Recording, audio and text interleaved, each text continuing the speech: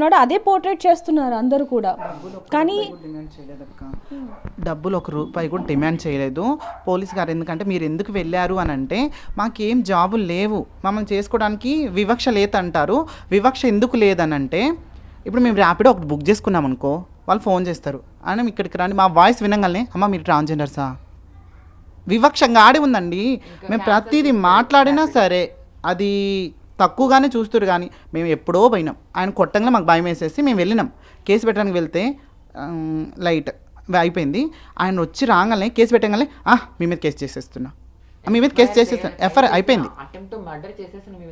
అసలు ఏంటక్క అసలు పోలీసులు కూడా మమ్మల్ని ఆదరించకపోతే మేము ఎక్కడికి వెళ్ళాలి?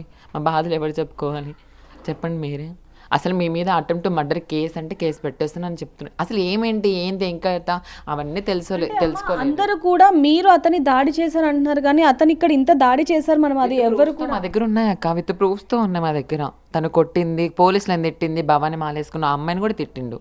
నీదేం మాల, నువ్వు యాక్టింగ్ మాల, నీది డ్రామా మాల, మీరు ఎందుకు వస్తారు, సెక్స్ వర్క్ చేసుకొని వెళ్ళి అని అంటాడు అక్క. ఇంకంత బూతుగా మాట్లాడుతున్నాడు. మేము ఏం చేయాలి, మాకు ఎవరు లేరు వెనకాల సపోర్ట్, మేము చెప్పుకోవడానికి మీడియాల వాళ్ళు మాకు ఎవరు కూడా తెలీదు. మేము ఎలా చెప్పుకోవాలక్క చెప్పండి. అమ్మ మీరు అన్నది నిజంగానే, అంటే ఇప్పుడు చాలా మంది కూడా మీరు పని చేసుకోవచ్చు కదా అంటే అసలు పని ఇచ్చేవాళ్ళు ఎవరు?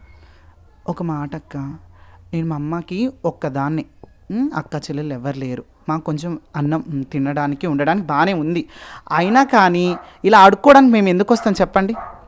ఇప్పుడైనా సరే రానా, నువ్వు ఇంట్లో ఉండి చదువుకో, ఇంట్లో ఉండి ఏదైనా. కానీ సమాజం వ్యతిరేకత, ఇంటికి పోవాలంటే నేను సపరేట్గా బస్సులో కూడా ఎక్కాలంటే చాలా చాలా ఇబ్బంది అవుతుంది అక్క. ఎవరైనా పక్కన కూర్చోవాలన్నా కానీ చాలా ఇబ్బంది. ఎప్పుడు పోవాలి, నైట్ పోవాలా, మళ్ళీ మార్నింగ్ కల్లా నా రూమ్కి నేను వచ్చి ఉండాలా. ఇట్లాంటివి అవన్నీ జరుగుతాయి. కానీ సమాజానికి ఏమీ తెలియదు.